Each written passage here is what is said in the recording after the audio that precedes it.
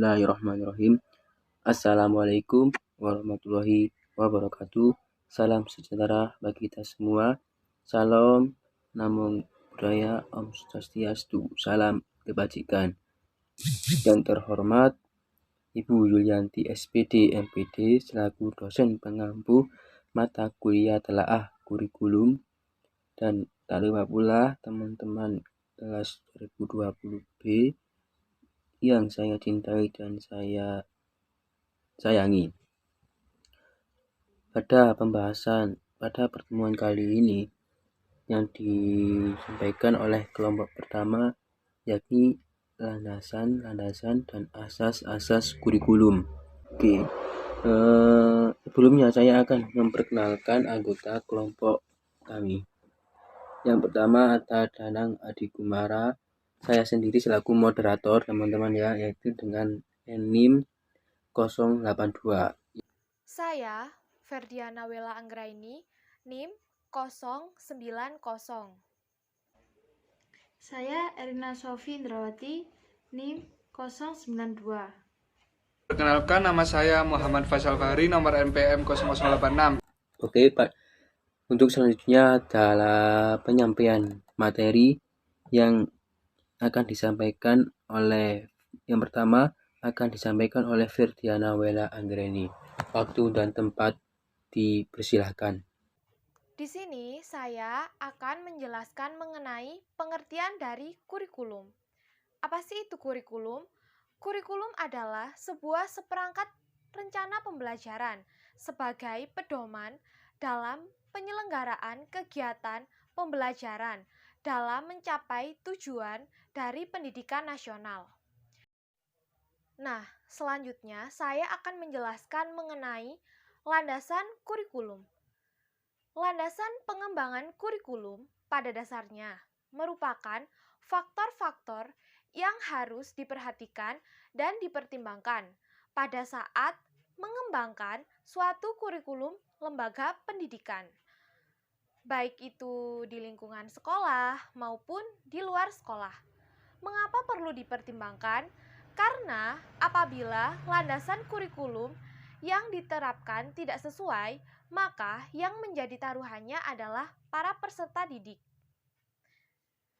Adapun landasan kurikulum memiliki 3 landasan pokok dalam melaksanakan, membina, dan mengembangkan kurikulum. Ketiga landasan tersebut adalah landasan filosofis, sosial budaya, dan psikologis. Dari ketiga landasan tadi, saya akan menjelaskannya satu persatu. Yang pertama adalah landasan filsafat. Maksud dari landasan ini yaitu mengenai pentingnya filsafat dalam melaksanakan, membina, dan mengembangkan kurikulum di sekolah. Pendidikan sebagai upaya sadar untuk membina manusia yang tidak bisa melepaskan diri dari pandangan dan dasar hidup manusia Indonesia, yakni manusia Pancasila. Ini berarti pendidikan harus mampu membawa anak didik untuk menjadi manusia Pancasila. Yang kedua yaitu landasan sosial budaya. Pendidikan adalah proses budaya untuk meningkatkan harkat dan martabat manusia. Pendidikan adalah proses sosialisasi melalui interaksi insan menuju manusia yang berbudaya. Dalam konteks itulah anak didik diharapkan dengan budaya manusia dibina dan dikembangkan sesuai dengan nilai budayanya, serta dipupuk kemampuan dirinya menjadi manusia yang berbudaya. Yang ketiga yaitu landasan psikologis. Apa sih landasan psikologis ini? Yaitu landasan yang berhubungan dengan pendidikan yang berkenaan dengan perilaku manusia, sebab melalui pendidikan diharapkan adanya perubahan pribadi menuju kedewasaan baik fisik, mental, intelektual, moral, maupun sosial. Kurikulum adalah upaya untuk menentukan program pendidikan untuk mengubah perilaku manusia. Oleh sebab itu, dalam pengembangan kurikulum harus dilandasi oleh psikologi sebagai acuan dalam menentukan apa dan bagaimana perilaku tersebut harus dikembangkan. Baik, terima kasih untuk Ferdiana Wela Anggeni. Untuk penyampaian pemateri yang kedua akan disampaikan oleh Erina Sofi Indrawati. Waktu dan tempat dipersilahkan. C. Asas-asas kurikulum. Asas merupakan dasar pemikiran. Kurikulum adalah sebuah pedoman dalam pembelajaran yang memiliki dasar pemikiran yang sesuai dengan karakteristik negara. Dalam membuat pembelajaran yang menarik dan sesuai dengan karakteristik bangsa Indonesia, untuk menemukan capaian pembelajaran, guru harus memahami asas kurikulum Indonesia terlebih dahulu.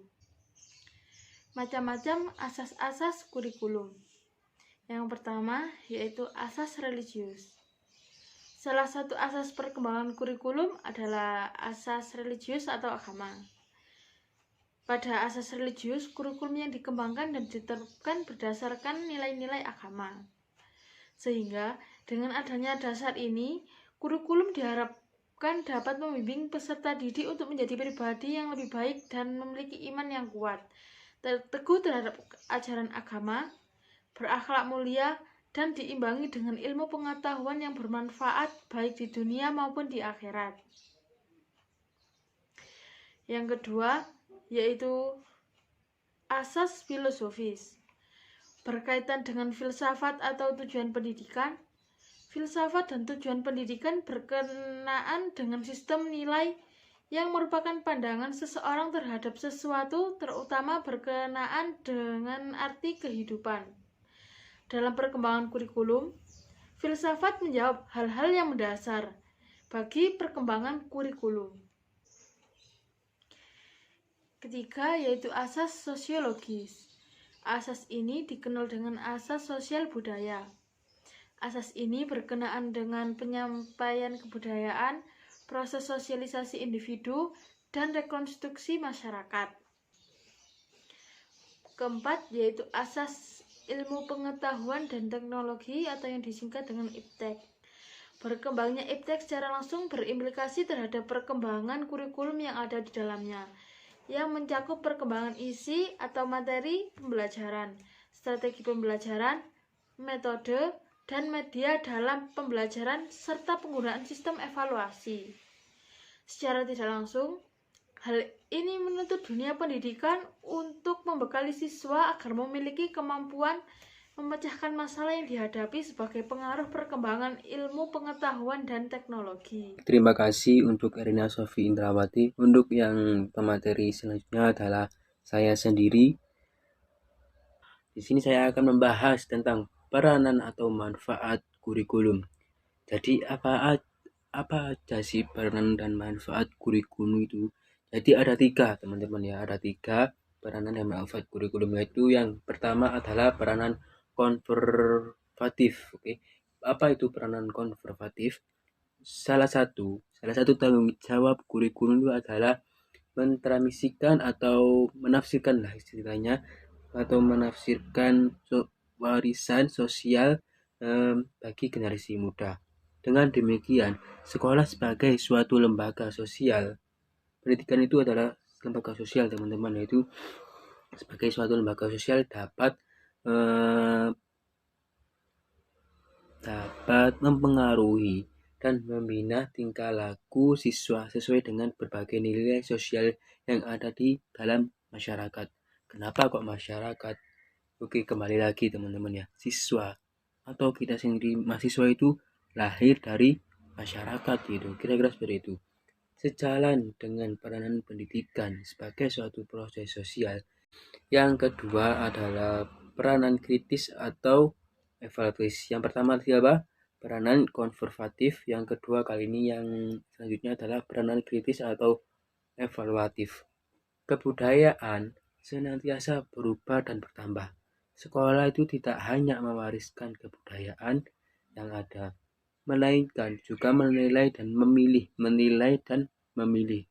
berbagai unsur kebudayaan yang akan diwariskan.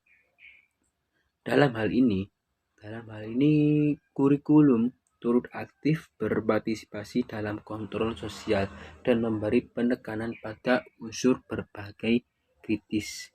Ya, kita tuh harus kritis. Ya, manfaat kurikulum itu menjadikan siswa itu harus kritis. Kritis itu penting, teman-teman.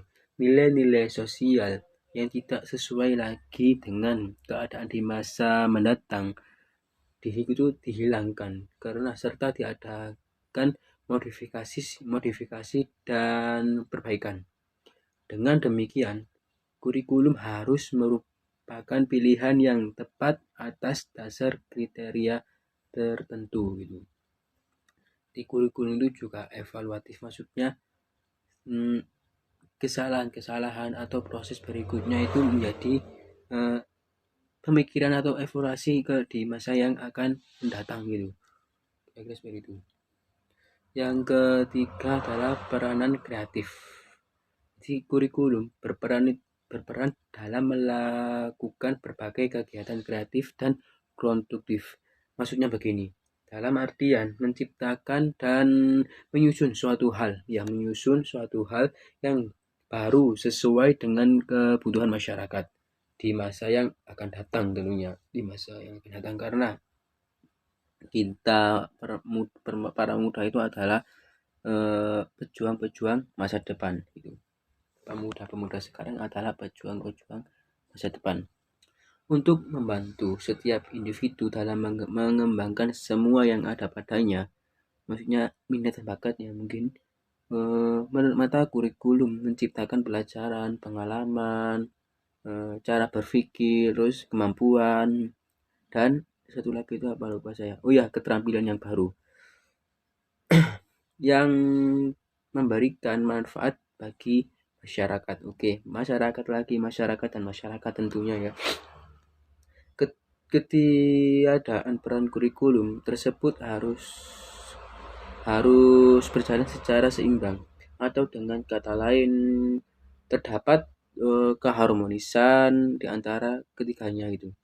Dengan demikian, kurikulum dapat memenuhi tuntutan waktu dan keadaan dalam membawa siswa menuju kebudayaan ke masa depan, kebudayaan di masa depan. Kira-kira segitu. Oke, baik, selesai. Itu aja yang dapat saya berikan di pembahasan peranan dan manfaat kurikulum. Untuk selanjutnya saya kembalikan ke moderator. Terima kasih. Baik, terima kasih. Untuk materi selanjutnya sekaligus materi terakhir, yaitu akan disampaikan oleh Muhammad Faisal Fahri. Waktu dan tempat dipersilakan. Di sini saya akan menjelaskan tentang fungsi kurikulum. Yang pertama, fungsi penyesuaian, yaitu kurikulum di sini berperan untuk membantu siswa menyesuaikan diri dengan lingkungan. Lingkungan sendiri senantiasa berubah dan bersifat dinamis, maka masing-masing individu pun harus memiliki kemampuan menyesuaikan diri secara dinamis di lingkungan manapun. Kedua, fungsi integrasi, yaitu kurikulum berfungsi mendidik pribadi-pribadi yang terintegrasi. Oleh karena itu, individu sendiri merupakan bagian dari masyarakat, maka pribadi yang terintegrasi itu akan memberikan sumbangan dalam pembentukan atau pengintegrasian masyarakat. Yang ketiga, fungsi perbedaan. Kurikulum perlu memberikan pelayanan terhadap perbedaan di antara setiap orang dalam masyarakat. Pada dasarnya, diferensiasi akan mendorong orang berpikir kritis dan kreatif, sehingga akan mendorong kemajuan sosial dalam masyarakat. Yang keempat, fungsi persiapan. Kurikulum berfungsi mempersiapkan siswa agar mampu melanjutkan studi lebih lanjut untuk suatu jangkauan melanjutkan yang lebih jauh, misalnya melanjutkan studi ke sekolah yang lebih tinggi. Yang kelima, fungsi pemilihan. Perbedaan dan pemilihan adalah dua hal yang sangat berkaitan, yaitu kedua hal tersebut merupakan kebutuhan bagi manusia yang menganut sistem demokratis. Untuk mengembangkan berbagai kemampuan tersebut, maka kurikulum perlu disusun secara luas dan bersifat fleksibel. Baik, terima kasih Muhammad Faisal Fahri. Berarti selesai sudah penyampaian materi yang disampaikan oleh kami kelompok 1. Saya selaku moderator menyampaikan beribu-ribu minta maaf dan beribu-ribu terima kasih atas partisipasi teman-teman. Kami mohon maaf sebesar-besarnya atas kekurangan dan kekhilafan kami dan mohon dimaklumi karena kami sudah masih belajar juga teman-teman. Baik, sekian, terima kasih. Wallahul muwaffiq ila aqwamit thoriq. Wassalamualaikum warahmatullahi wabarakatuh.